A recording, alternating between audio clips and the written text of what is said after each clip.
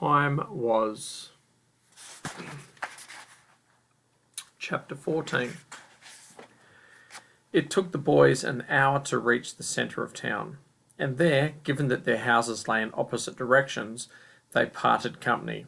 They exchanged addresses before they did so, promising to contact each other in a day or two, so they could each support the other's account of the holiday house. It would be difficult to make people believe all that had happened to them, but perhaps they'd have a better chance if two voices told the same tale. "I know what you did back there," Wendell said just before they parted. "You saved my life." "You would have done the same thing for me," Harvey said. Wendell looked doubtful. "I might have wanted to," he said, somewhat abashed, "but I've never been very brave." "We escaped together," Harvey said. "I couldn't really have done it without you." "Really?" "Really." Wendell brightened at this. "Yeah," he said.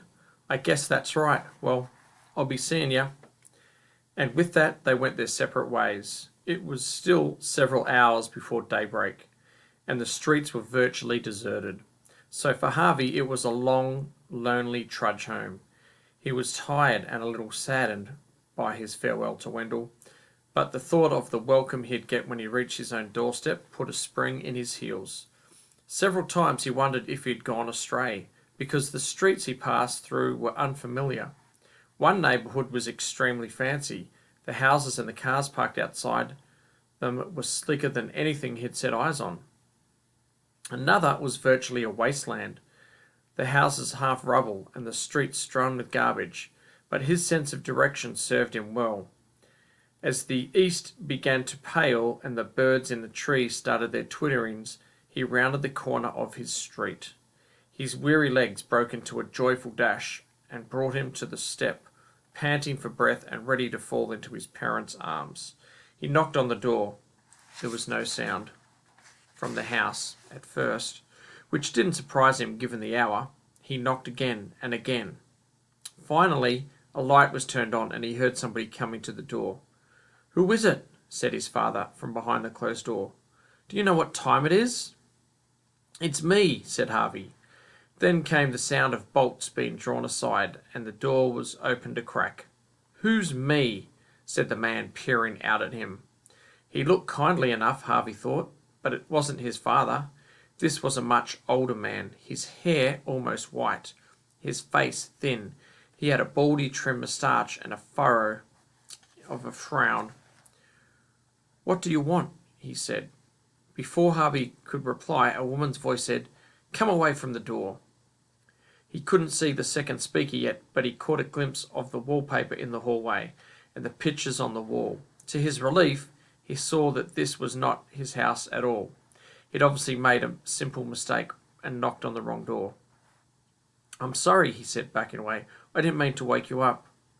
"Who are you looking for?" the man wanted to know, opening the door a little wider now. "Are you one of the Smith kids?" He started to dig in the pocket of his dressing gown and brought up a pair of spectacles. "He can't even see me properly," Harvey thought. Poor old man.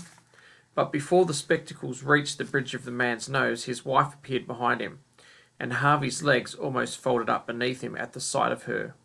She was old, this woman, her hair almost as colourless as her husband's, and her face even more lined and sorrowful.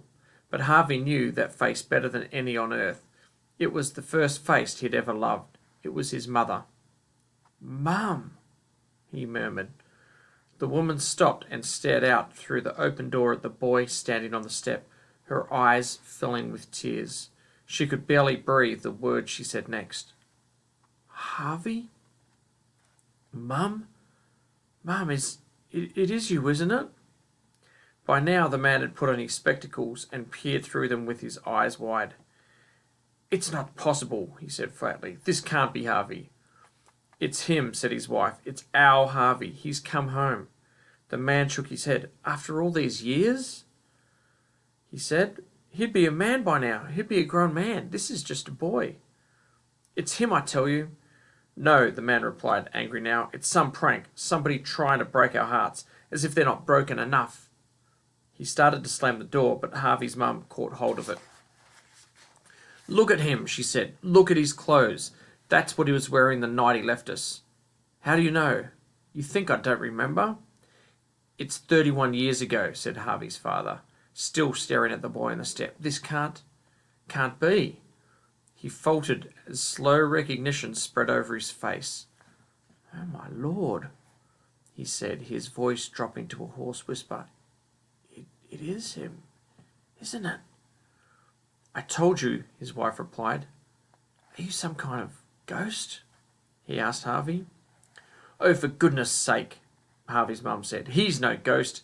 She slipped past her husband and out onto the step. I don't know how it's possible and I don't care, she said, opening her arms to Harvey. All I know is our little boy's come home to us. Harvey couldn't speak. There were too many tears in his throat and in his eyes and in his nose. All he could do was stumble into his mother's arms. It was wonderful to feel her hands stroke his hair and her fingers wipe his cheeks. Oh, Harvey, Harvey, Harvey, she sobbed. We thought you'd never see you again. She kissed him over and over. We thought you'd gone forever. How's this possible? His father wanted to know. I kept praying, his mother said. Harvey had another answer, though he didn't voice it. The moment he'd set eyes on his mother, so changed, so sorrowful, it was instantly clear what a terrible trick Hood's house had played upon them all. For every day he spent there, a year had gone by here in the real world. Every morning, while he'd played in the spring warmth, months had passed. In the afternoon, while he'd lazed in the summer sun, and the same. All those haunted twilights, which had seemed so brief, had been another span of months, as had the Christmas nights, full of snow and presents, that all slipped by so easily, and though he had only aged a month, his mum and dad had lived in sadness for 31 years, thinking that their little boy had gone forever.